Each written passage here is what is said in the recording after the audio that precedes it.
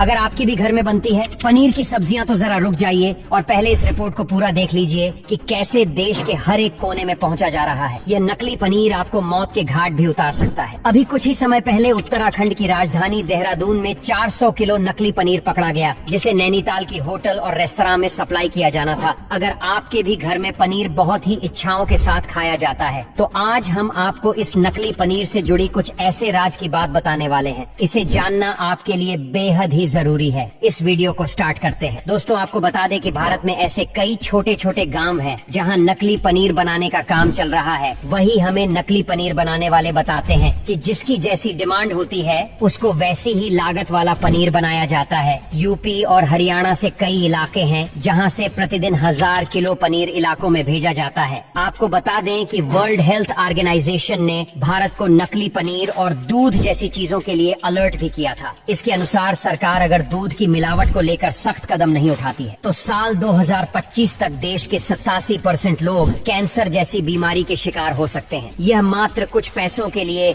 आपकी और आपके परिवार के साथ इतना बड़ा खेल खेला जा रहा है, जिसे जानकर दोस्तों आप दंग रह जाएंगे। दर्शन नकली पनीर, फाइन टेल, अरारोट, यूरिया और कई ऐसे रसायनों को उसे करके बनाया जा रहा है। क्योंकि दोस्तों खतरे से खाली नहीं है। नकली पनीर क्यों बनाया जाता है, ले इसे भी जानते हैं। आपको बता दें कि भारत दुनिया भर में सबसे ज्यादा दूध का प्रोडक्शन करने वाला देश है। वही साल 2022 में दूध का प्रोडक्शन 221 मिलियन टन हुआ, लेकिन भारत में दूध की खपत इसके प्रोडक्शन से 4 गुना ज्यादा है। यानी जब हमारे देश में दूध की जरूरत पूरी नहीं हो पा रही है, फिर पनीर बनाने के लिए दूध कहाँ से आ जा रहा है? हो सकता है दोस्तों हम और आप जो पनीर खा रहे हो वह असली ना हो, और वही जो लोग बाहर जाकर शाही पनीर, रोल पनीर, टिक्का का मजा लेते हैं, हो सकता है कि इसमें भी नकली पनीर का इस्तेमाल किया गया हो। तो दोस्तों खबरों के मुताबिक ये नकली पनीर बनाने के लिए कई तरीके होते हैं। तो आपको सबसे पहले सिंथेटिक पनीर के बारे में बताते हैं। इसे दूध की क्रीम निकालने के बाद बचे हुए दूध मिल्क कहा जाता है। मक्खन पनीर निकलना पॉसिबल नहीं हो पाता है। फिर स्टैंड मिल्क में सोडियम बाइकार्बोनेट मिलाया जाता है, जिसके बाद से लो टेम्परेचर कुछ देर के लिए हिट किया जाता है। दूध में बेहद ही घटिया क्वालिटी वाला पाम तेल मिला दिया, जिसे दूध तक के जैसा दिखने लगता है। फिर इसमें बेकिंग पाउडर डालकर इस दूध को फाड़ दिया जाता है, जिससे दूध नकली पनीर का रूप ले लेता है। इसे देखकर तो आप बिल्कुल ही नहीं समझ सकते हैं कि यह नकली पनीर है या फिर असली। तो आइए जानते हैं पनीर बनाने की दूसरी प्रक्रिया को। दोस्तों इसमें भी दूध से क्रीम निकाल दिया जाता है, जिसके बाद उसे दूध में अरारोट मिला दिया जाता है। जी हाँ, वही इसका इस्तेमाल आप अपने किचन में करते हैं। दूध में उतनी ही मात्रा में अरारोट डाला जाता है जिससे कि दूध गाढ़ा हो जाए। फिर इसमें डाल दिया जाता है फॉर्मलिन, एक तरह का रसायन है जिसे स्लो पॉइजन भी कहा जाता है। दर्शन इसके इस्तेमाल से ही नकली पनीर ज्यादा दिनों तक टिका रहता है। फिर फार्मूला डालने के बाद दूध को बढ़ने के लिए देने के पानी को दूध में डाल दिया जाता है। इसके बाद नकली पनीर बनकर तैयार हो जाता है। आप जानकर चौंक जाएंगे तो पनीर बनाने के लिए दूध का इस्तेमाल होता ही नहीं है, बल्कि मिल्क पाउडर से पनीर बना लिया जाता है। देखा जाए तो नकली पनीर बनाने में खराब दूध, एजेंट पाम ऑयल, ग्लिसरीन,